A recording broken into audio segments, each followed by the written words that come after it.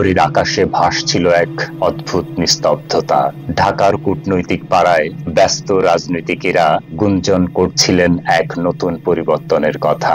হঠাৎ করেই এক সময়ের প্রতিদ্বন্দ্বী পাকিস্তানের সাথে বাংলাদেশের সম্পর্ক উষ্ণ হতে শুরু করেছে। সবকিছুর শুরু হয়েছিল গত বছরের নাটকীয় রাজনৈতিক পরিবর্তনের পর। দীর্ঘ 15 বছর ধরে ক্ষমতায় থাকা শেখ হাসিনা বিদায় নেন। এরপরেই এক সময়ের বৈরী সম্পর্ক ছেড়ে বাংলাদেশ পাকিস্তানের দিকে বন্ধুত্বের হাত বাড়িয়ে দেয়। ভারতের কূটনৈতিক মহলও এই পরিবর্তনের দিকে সতর্ক দৃষ্টি রাখছিল। ঢাকার আকাশে গুঞ্জন উঠল, পাকিস্তান থেকে 50,000 টন চাল আমদানির সিদ্ধান্ত নেওয়া হয়েছে। কেবল কি তাই, বিমান ও সামরিক সম্পর্ক পুনরায় চালু হয়েছে, সহজ করা হয়েছে ভিসা প্রক্রিয়াও। যেন দুই দেশের মধ্যে নতুন এক অধ্যায় শুরু হতে চলেছে।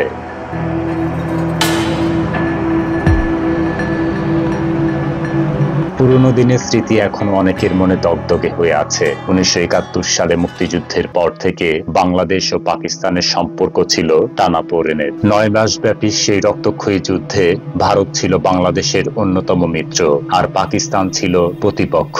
তারপর বহু বছর কেটে গেছে, কিন্তু সম্পর্ক স্বাভাবিক হয়নি। মাঝে 2001 থেকে 2006 সাল পর্যন্ত বিএনপি জামাতের সময় কিছুটা উষ্ণ হলেও 2009 সালে শেখ হাসিনা ক্ষমতায় আসার পর তা আবার শীতল হয়ে যায়। কিন্তু কেন? বাংলাদেশের কূটনৈতিক হুমায়ুন কবির বলেন, এটা এক নতুন দিগন্তের সূচনা। দুই দেশ নিজেদের পুরনো বৈরিতা ভুলে সামনের দিকে এগোচ্ছে। তবে এই পরিবর্তনে ভারত যে স্বস্তিতে নেই তা বোঝা যাচ্ছে। দিল্লির এক নীতি নির্ধারক বলেন, এই সম্পর্কের উষ্ণতা আমাদের জন্য সতর্কবার্তা হতে পারে। পাকিস্তানের সাথে বাংলাদেশের কৌশলগত মেলবন্ধন আমাদের অঞ্চলের স্থিতিশীলতার জন্য বড় চ্যালেঞ্জ হয়ে উঠতে পারে।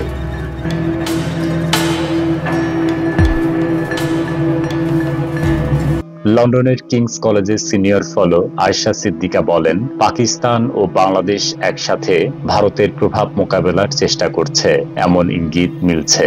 এই সন্দেহ আরো জোরালো হলো যখন বাংলাদেশের অন্তর্বর্তী সরকারের প্রধান উপদেষ্টা ডক্টর মোহাম্মদ ইউনূস পাকিস্তানের প্রধানমন্ত্রী শেহবাজ শরীফের সাথে একাধিকবার বৈঠক করলেন। সেই সাথে সামরিক ক্ষেত্রেও দুই দেশের ঘনিষ্ঠতা বাড়ছে।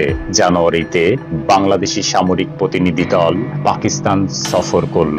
ফেব্রুয়ারিতে করাচিতে পাকিস্তানের উদ্যোগে আয়োজিত বহুজাতিক নৌ মহড়ায় অংশ নিল বাংলাদেশি নৌবাহিনী।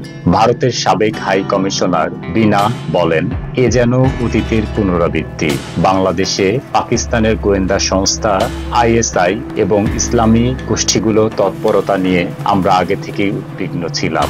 এখন এই নতুন সম্পর্ক আমাদের নিরাপত্তার জন্য বড় হুমকি হয়ে উঠতে পারে।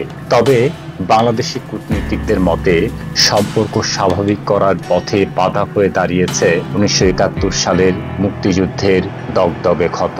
বাংলাদেশ আজও পাকিস্তানের কাছে যুদ্ধকালীন গণহত্যার জন্য আনুষ্ঠানিকভাবে ক্ষমা প্রার্থনার দাবি জানিয়ে আসছে, কিন্তু ইসলামাবাদ সেই আহ্বানে সাড়া দেননি। অন্যদিকে অর্থনৈতিক সম্পর্ক নতুন দিকে যাচ্ছে, যদিও দুই দেশের মধ্যে বাণিজ্যের পরিমাণ এখনো $700 মিলিয়ন কম। বিশেষজ্ঞদের ধারণা এটি দ্রুত বৃদ্ধি পেতে পারে।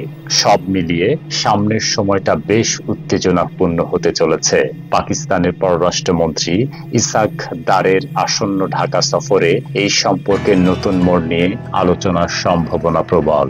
আর আসন্ন সাধারণ নির্বাচনের পর নতুন সরকার বাংলাদেশের বৈদেশিক নীতিতে নতুন কোনো চমক আনতে পারে।